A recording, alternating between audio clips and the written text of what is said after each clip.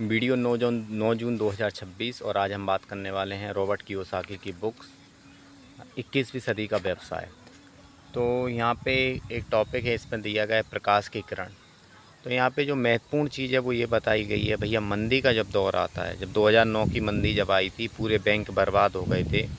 उसका क्या कारण था कि बैंकों ने ऐसे व्यक्तियों को भी लोन देना चालू कर दिया था जिनके पास देने की कोई गुंजाइश नहीं थी। तो फिर क्या हुआ, बैंक डूब गए, और बैंक डूबा तो पूरा मार्केट डूब गया, मार्केट डूबा तो कंपनियां डूब गई, और कंपनियां जब डूबी तो लोगों का रोज़गार छिन गया। स्थिति ये आई, लोग भुखमरी पे तक उतारा है, लोगों को भोजन पानी पूरा अमेरिका का पूरा आर्थिक सिस्टम ही हिल गया था। ठीक है, अब हम प्रकाश की किरण में बात कर रहे हैं। तो प्रकाश की किरण में बहुत इंपॉर्टेंट चीज़ ये बताई गई है कि जब भी कहीं मंदी आती है तो लोग, अब देखो, जब आप कंफर्ट में अगर हो तो कोई नया प्रयास नहीं करोगे, अपना जीवन जैसा चल रहा है चलने दो।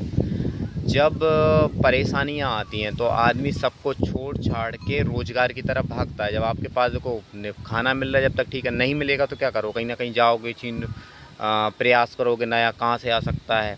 एक उदाहरण सा ले लो, जब भैया गर्मियों में पानी नहीं आता लोगों के घर में, तो लोग कैंपर ले लेके, सॉरी, पानी के डब्बे ले लेके कहाँ सड़कों पे तक पहुँच जाते हैं। क्यों पहुँच जाते हैं भाई, उनको ज़रूरत है। जब ज़रूरत रहेगी तो आप अपने आप पहुँच जाओगे। जब तक आप कंफर्ट में हो, जब सब सारी चीज़ें मिल रही, बिल्कुल आप जाओगे ही नहीं।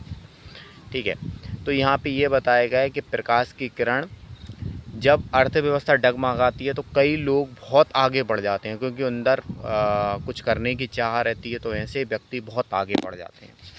और दूसरा यहाँ पे एक और टॉपिक दूसरा दिया गया है, आप कहाँ रहते हैं।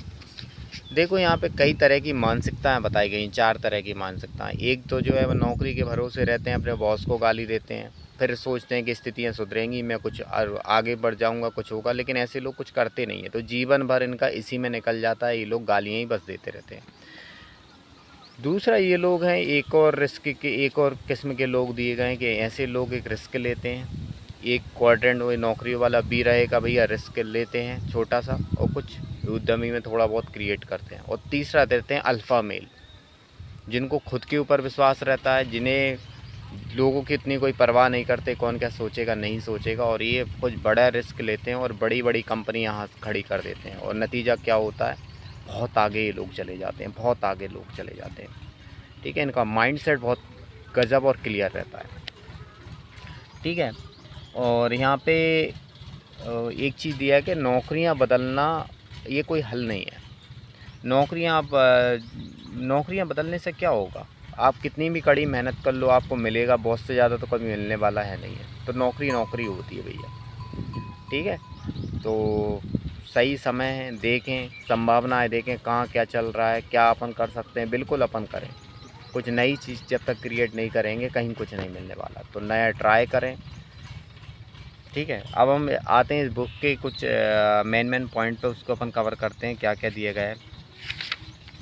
देखो, प्रकाश की किरण में दिया गया है कि आर्थिक अनिश्चितता के दौर में लोग ज़्यादा रचनात्मक हो जाते हैं, वे अपने आरामदायक दायरे को तोड़कर बाहर आ जाते हैं और गुजारा करने के लिए पहल शक्ति का इस्तेमाल करते हैं। ये अच्छे पुराने ज़माने की अमेरिकी उद्यमिता है अपने सर्वश्रेष्ठ रूप में। जब यात्रा मुश्किल हो जाती है तो दृढ़ इच्छा शक्ति वाले लोग आगे निकल जाते हैं। ठीक है, जिस पर भी भरोसा कर सकें उन्हें दूसरी वैकल्पिक योजना का सहारा लेना होगा। वास्तविकता यह है कि आज लोगों के मन में अतिरिक्त धन कमाने की पहले से कहीं अधिक भूख है। एक सर्वे में बताया गया है कि 61% अमेरिकी अपने बॉस खुद बनना चाहते हैं। ठीक है, देखो, उद्यमिता का बुखार तेज़ी से बढ़ा था, क्योंकि जब भी अर्थव्यवस्था मंद पड़ती है तो उद्यमिता की सक्रियता बढ़ जाती है। दरअसल बुरे दौर में ही उद्यमी फलते फूलते हैं। कारण यह है कि अनिश्चितता के समय में ही हम इस आमदनी कमाने के दूसरे तरीक़ों की तलाश करते हैं। जब हमें पता चलता है कि हम अपनी कंपनी के भरोसे नहीं रह सकते तो हम अपनी परवाह खुद करने लगते हैं। तभी हम ये सोचते हैं कि शायद हम ये अपने आरामदायक दायरे को तोड़ने और पैसे कमाने का रचनात्मक होने का सही समय है। ये आर्थिक संभावना से भरपूर दौर भी है। जब, जैसे मैंने कहा था, जब यात्रा मुश्किल हो जाती है तो दृढ़ इच्छा शक्ति वाले लोग आगे निकल जाते हैं।